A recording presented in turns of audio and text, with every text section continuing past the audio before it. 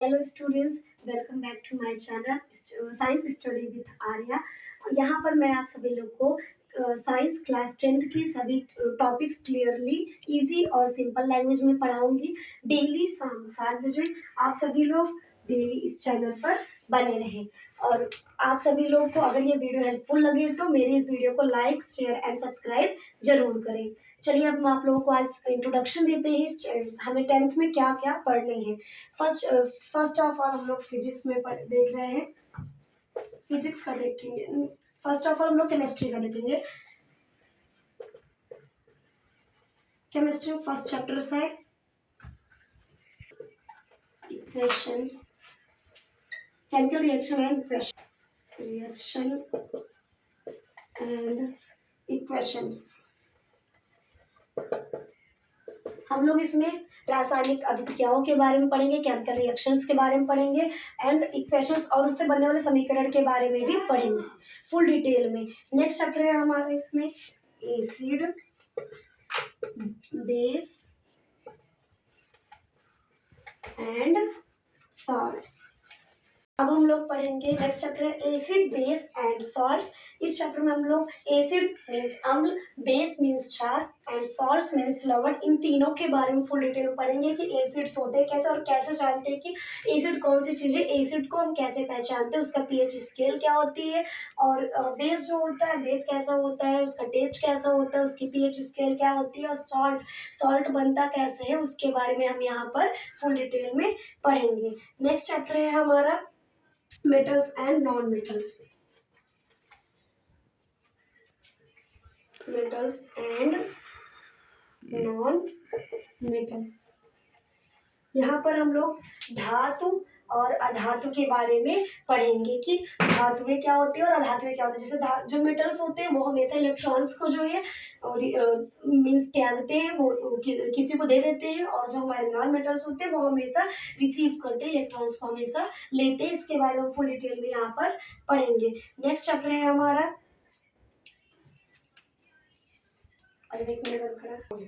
Carbon and its compound.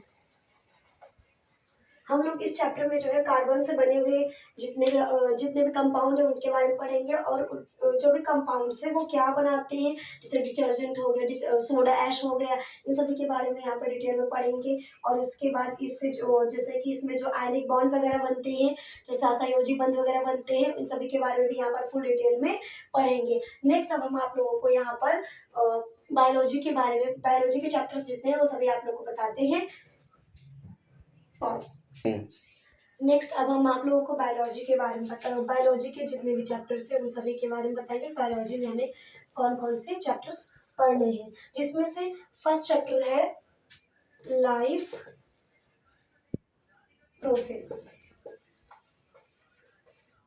Means जीवन चक्र, कि हम अपने लाइफ को कैसे जीते हैं। लाइफ से हमें जैसे न्यूट्रिशंस हो गए, लाइफ को हम जीवन को जो हमारे चक्र होते हैं, जो हमारे लाइफ साइकिल है, लाइफ की प्रोसेस है, उसे हमें पूरी तरह से पूर्ण करें। हमें जो भी जिस किसी भी चीज़ की जरूरत पड़ती है वो जैसे कि है न्यूट्रिशंस हो गए, श्वसन्स हो गए, एक्सपोर्टेशंस हो गए, मीन्स परिवहन, उत्सर्जन, ये सभी चीज़ें हमारे लाइफ के लिए बहुत ज़्यादा इंपॉर्टेंट होती हैं।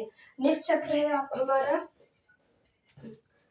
Control and coordination.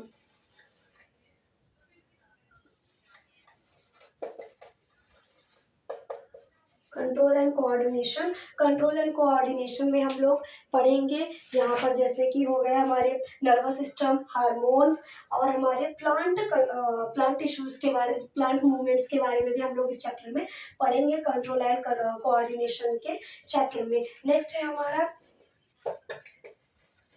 How do organism reproduce, organisms